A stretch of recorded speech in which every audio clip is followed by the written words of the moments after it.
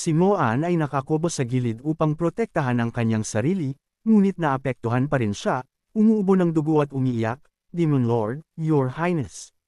Inilabas ng Demon Lord ang isang killing move, na iniisip ang kumpletong pagsira sa mga tao. Ang killing move na iyon ay tinawag na Nine-Headed Rage Annihilate. Sumigaw si Shia BBA mula sa gilid, Master, mag-ingat. Huwag mong hayaang kagatin ka. Ang lason nito ay 10,000 beses na mas malakas ngayon. Ikanaway ni Yipiang ang kanyang kamay, lumilikha ng isang vortex na tinawag na Elementary Ancient Martial Artist Supreme Whirlwind Hand Level 100M. Ang pag-ikot at paggawa ng vortex ay hindi sapat. Kinailangan niyang idagdag, iikot kita. Pagkatapos ay sinipsip ang Demon Lord na sumisigaw, masakit. Karapat-dapat na tao. Nakatayo sa ibaba, si Mokan ay tapat sa kanyang pangalan, walang silbi na umuungal, Your Highness, Demon Lord. Lumutang si Yipiang sa tabi ng hukay, tumatawag, kung ayaw mong ilabas ang iyong final battle form, hayaan mo akong makipaglaro sa iyo. Itinaas niya ang kanyang kamay nang may pagpapasya at seryosidad, kung gayon, ihahatid kita sa iyong pagpanaw. Nang sandaling iyon, sinabi ng Demon Lord kay Moan na bantayan ang barrier at maging handa itong buksan anumang oras upang protektahan ang Demon Abyss. Ang aking final battle form ay masyadong delikado. Agad niyang sinagot, nakuha ko. Pagkatapos noon, nabalutan ng dumi, nagbigay ng kanyang opinyon si Matang, Your Majesty Demon Lord, pakiusap, ilabas mo. Kahit nasirain ito ang buong Demon Abyss, basta't matalo natin ang kasuklam-suklam na tao na ito, hindi tayo magsisisi. Napakabilis, ginamit ng Demon Lord ang Demon God Transformation upang maging kanyang pinakamalakas na anyo. Sa ganoon lang, isang nakakatakot na bilog ang lumitaw sa kalangitan. Nag-cross ng braso si Yipiang at naghintay ng matyaga. Huwag mo akong paghintayin ng masyadong matagal, sige. Isang malaking pagsabog ang nagpagulo sa kalangitan. Lumitaw ang Demon Lord sa gitna nito, na may kumukutitap na itim na kidlat. Sa isang iglap, nagbago siya ng anyo habang sumisigaw, tao. Tapos na. Sa bagong anyo na ito, itinaas niya ang kanyang talam. Nine-Headed Demon Lord Judgment Demon God Form. Isang nakakasilaw na ilaw ang lumabas kasama ang isang bangkus ng mga ulo ng demonyo. Judgment Space Open. Lumitaw ang isang maliit na bilog sa kalangitan na tinawag na Ultimate Judgment Power. Umungol ang Demon Lord, tao, maging abo. At sa ganoon, nagpakawala siya ng isang kamanghamanghang atake. Ang atake na iyon ay bumagsak ng diretsyo sa lupa ngunit hindi man lang nakalmo si Yipiang. Iniabot ni Yipiang ang kanyang kamay at hinawakan ang atake, pagkatapos ay winasak niya ito ng napakadali. Hindi sumuko ang Demon Lord, iniyon-iyon muli ang kanyang talam, dinurog ko ang judgment power sa aking mga kamay, ngunit mayroon pa akong isang special move. Ngunit si Yipiang ay lumapit ng napakabilis at ang tanging kaya niyang isigaw ay, ikaw. Tiningnan siya ni Yipiang ng may blankong mukha at kasing lamig na boses, huwag kang mag-alala. Ang buong Demon Abyss ay mamamatay kasama ka. Pinagpapawisan ng demonyo habang sinasakal siya, iniisip, isusugal ko ito. Inaktibo ni Yipiang ang Dragon Claw Hand Level 100 MHz, dinudurog ang ulo ng lalaki sa isang kamay. Nakatitig si Malan sa tanawin na walang imik. Ang mga demonyo sa malayo ay nanunood at sumisigaw sa gulat, Your Majesty Demon Lord. Bumalik si Little Bai upang ipahayag, sayang. Ang Master ay nanalo. Mga demonyo ng Demon Abyss, narito ang judgment. Lahat kayo ay ganap na tapos. Hawak ang kanyang scepter, lumalaban pa rin si Mokan. Kami at ang Demon Abyss ay hindi lang basta uupo at mamamatay. Mayroon pa rin tayong mga zombie legions ng mga Demon Abyss Lords mula sa mga nakaraang panahon, ang tunay na nation-destroying divine weapon. Pagkatapos itong mag-charge ng sapat, sumigaw siya ng kanyang utos, lumabas. Isang buong bagong squad ng mga sundalo ang nilikha niya. Habang lumilitaw ang mga demonyo, isang sinag ng three-headed dragon light ang lumapag mula sa kalangitan kasama ang isang utos, Little Three, sunugin silang lahat. Sumunod sa utos, naglabas ng apoy si Little Three mula sa lahat ng tatlong ulo.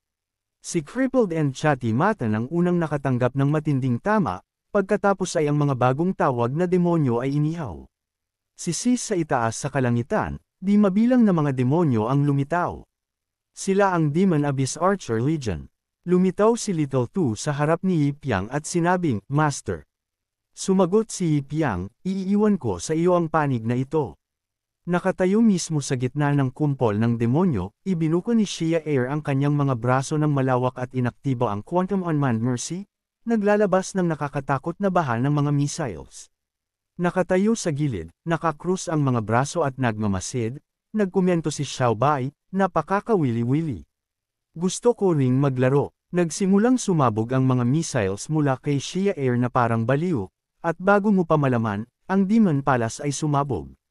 Kaboom! Isang missile pa nga ang lumipad diretso patungo sa Moyuan, ang Crystal Prison kung saan naglalaro ng baraha si Baif, at sumabog ng malakas, na nagpatalon sa kanya sa takot. Nakatitig sa nasirang pinto na bakal, ang Soul Shackles kay Juyu ay nawala, sumigaw ang maliit na lobo ng may pagtataka. Mukhang inas-ikaso siya ni Yipyang. Bum-ontong hininga si Shaw ng ginhawa. Sa wakas, dumating na si Sect Leader Yip. Sumigaw si Shan Fang, Master, bilasan mo at puntahan mo siya. Sumagot si Biug, Teka, bakit ako pupunta para makita ang lalaki na iyon? Sumagot si Shan Fang, mula nang umalis ka sa Limitless Sect, binanggit mo ang kanyang pangalan ng hindi bababa sa 1,000 beses. Sumingit si Sha, Master, lumakad ka na. Ito na marahil ang huling beses na magkikita kayo sa buhay na ito. Tinakpan ang kanyang mga tainga, buong tatag na tumanggi ang maliit na lobo, hindi ako pupunta. Pero kailangan ko ring pumunta. Alam kong kapag nakilala ko siya, hihina ako at gusto ko lang na nasa tabi niya. Naaalala ang Blood Sea mula noon, determinado siya. Hindi ko kaya, kailangan ko pa ring makapaghiganti. Nauunawaan ang kanyang damdamin, nagsalita si Thu para sa kanya. Sa totoo lang, takot ang master na sangkutan si Sect Leader Yip. Pagkatapos ng lahat, ang ating kaaway ay ang tanging ancient god pa rin sa mundong ito. Sa simula, binaligtad ng master ang Du Dynasty at nagpadala ng mga tropa upang pumatay ng mga Diyos, ngunit sa huli, ganap na nawasak ang Du. Sumang-ayon si Shan Fang, tama. Kayang sirain ni Sect Leader Yip si Maan ngunit hindi niya kayang labanan ang Diyos. Ngunit matigas si Bi at iginiit na umalis sila. Sige, gagamitin ko ang bawat paraan upang maibalik ang aking lakas. Nagbagong anyo bilang isang fox demon at umalis, naisip niya sa sarili, ayaw kong sangkutan ang sinuman. Ngunit habang sila ay lihim na umaalis, napansin ni Yipyang. Ano ang tinitingnan mo, Master? Tanong ni Xiao Er, ngunit blanko ang mukha ni Yipyang at itinanggi ito. Wala, si Sher ay nagsumbong, kagabi, ang heart rate ni Master ay nag-fluctuate. Sumagot si Yipyang, huwag mong subaybayan ang heart rate ko. Naglakad palayo ng hindi lumilingon, sumigaw siya, magpatuloy kayo sa paggulo kay Mayuan. Umalis kayo kapag tapos na kayong maglaro. Babalik muna ako sa Limitless Sect. Opo, nakuha ni Shao ang pahiwatig. Opo, sagot nila ng sabay-sabay. Sumulyap sa three-headed dragon na nakatayo malapit, ipinaalala ni Yipyang kay Xiao An, huwag kang maging tamad. Bilis. Nagbago ang eksena pabalik sa bilangguan ng Limitless Sect. Nakaupo sa tabi ng lugar kung saan nakakulong si Bei, naisip ni Yipyang, naaalala ko pa ang unang beses na nakita mo ako, pinagtatawanan kung bakit malungkot ang mukha ko. Sa loob ng selda ng bilangguan ay ang puppet na nilikha niya. Pagtingin sa loob, malungkot siyang nagbalik tanaw, walang katapusan mo akong tinukso ng una akong dumating sa mundong ito. Isang yuan o ko na unang dumating sa Limitless Sect ay sa wakas ay nasa tabi mo na. Iniisip ang dalagang nakatago sa kanyang puso, sinabi ni Yipyang sa sarili, pansamantala kitang bibigyan ng bakasyon, ngunit darating ang araw na mahuhuli kita muli. Hintayin mo lang. Sa abalang at mataong Forsay City, ang mga tao ay nakapila, naghihintay sa pagbebenta ng mga yanyang illustration prints. Bum-ontong hininga si Fanshu na nakapikit ang mga mata, hindi ka panipaniwala. Ang pose ng ilustrasyon ng yin-yang ay napaka-espesyal. Si Yipyang's drinking body, si Fang Ha, na may kaunting buhok na lang sa ulo, ay sumingit din, maging ang dalisay na si Xiaoyu ay nagkaroon ng breakthrough.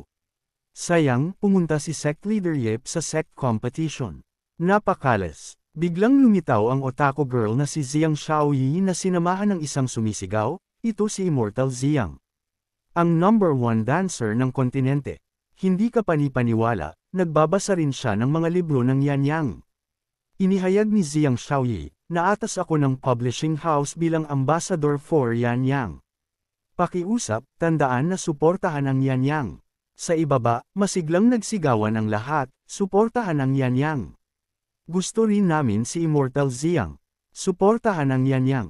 Tiningnan ni Jiang Shaoyi ang ilang pamilyar na mukha, kinawian ng bookworm at chibi. Matagal na tayong hindi nagkita. Nakatitig si Fu sa kanya na malaki ang mga mata, nagtanong ng may pagtataka, kakaiba. Sa pagkakakilanlan at estado ng Immortal, bakit mo tinanggap ang book advertisement activity na ito? Hindi siya nag-atubiling sumagot, dahil kung tatanggapin ko ang promotional activity na ito, makakakuha ako ng 7 libro ng Yan Yang sa isang buwan. Sino ang nagsabi sa akin na gusto ng master ko si Yin Yang? Bilang isang disipulo, kailangan kong humanap ng paraan upang pasayahin ang master ko. Pagkatapos noon, bumalik siya sa trabaho. Lahat, bilasan niyo at bumili ng Yan Yang. Bumili pa at makakakuha kayo ng pirma ko. Narinig ito, nagkomento si Funo ng may selos, napakalas ng sect leadership na ito na may ganoong mga babaeng disipulo, ngunit obsessed pa rin sa Yan Yang. May sakit talaga siya. Nagsalita si Fos, pag-isipan mo, hindi pinapayagan ng sect competition ang mga sect leaders na personal na lumahok, tama. Dito mismo sa Lulan Forest, ang Dang 15 Yan Nations Alliance, ang lugar para sa mga sect competition trials. Lumitaw ang isang bilog na may pasukan kasama ang first rounds competition method para sa sect trials. Umalis ang mga sect teams mula sa iba't ibang rehiyon, nilalampasan ang pagmamataas ng mga demon creature sa Lulun Forest, at matagumpay na nakarating sa Lulun, kung saan ang mga matagumpay ay umusad sa second round.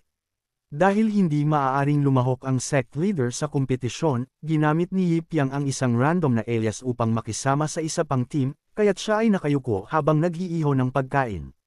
Nagreklamo siya, sumali ako sa sirang sect team na ito sa loob ng ilang araw, hindi pa ako nakakain ng maayos. Nagdurusa ako, si Old Bai Shan, ang washed-up sect elder, matapos marinig iyon, ay hindi napigilan ang galit na pagsaway kay Yip Yang, bro, tiyak na hindi ka maaaring magsindi ng apoy. Maaakit nito ang mga black demon worms. Kung mananatili ito sa ganitong lugar na tubig, walang paraan upang makalusot ang aming team sa yugtong ito. Sinulyapan ni Yip Yang ang likuran niya, pagkatapos ay casual na sumagot, pansamantala lang kaming team. Madedetermina naman kami anumang oras, kaya kumalma ka lang. Nagkomento siya, nakatingin sa drunk ghost na nakaupo sa puno, umiinom ng alak, isang lasenggo na maaaring mamatay anumang oras. Sumulyap sa gilid, nagkomento pa siya, isang walang silbi na hindi makipaglaban at isang sanggol na itinapon. Pagkatapos, ang young sect master ng sirang sekta, ang literary young lady Bai Xuan, ay nagsabi na may masayang ngiti, siya ba, paglaki mo, kailangan mong maging tulad ng ate mo, nagsusulat ng mga trashy novels. Nang hindi lumilingon, ngumisi siya at nagsabi, at isang matandang martial realm 7th stage geezer. Isang himala na buhay pa ang team na ito. Galit na umungol si Bai Shan, anuman ang mangyari, ang Black Demon Worm ay isang Great Demon level creature. Hinding-hindi mo ito dapat hawakan. Ibinuka niya ang kanyang kamay, nag-iipon na ng enerhiya patungo sa maliit na lawa. Matigas na sinabi niya, kung gayon, titingnan ko kung ano ang mangyayari kung hindi ko ito mahawakan. Pagkatapos ay malakas niyang iniyon-iyon ang kanyang kamay. Biglang, isang demon creature ang ipinadala sa kalangitan niya. Nagpakita si Yip Yang ng malamig na kilos, idinagdag, tinatakot mo si Xiao ba? Pagkatapos, sa isang pitik ng kanyang daliri, sumabog ang demon creature sa piraso. Sina Shen Yuan at Bayan, na nakatingin sa pinulbos na karne, ay nanginag, at nagdilim ang kanilang mga mukha. Ginamit ni Yip Yang ang kanyang mga elementary abilities, kinuha ang isang paa ng demon creature. Naguluhan si Ban, ano ang ginagawa mo? Sa sandaling ito, ang paa ay nasa apoy na, inihaw. Sa wakas, pinagpawisan si Old Man Ban habang ipinapaliwanag, ang ibig kong sabihin, ang aming sirang sekta ay isang sekta na dapat mag-assassinate, kaya sa hinaharap, si Yip Yang bro ay dapat pa ring gumamit ng mas maraming assassination techniques. Narinig ito, sumagot siya, "Old man, dumating lang ako para mang-alap ng sapat na tao. Masyado kang humihingi.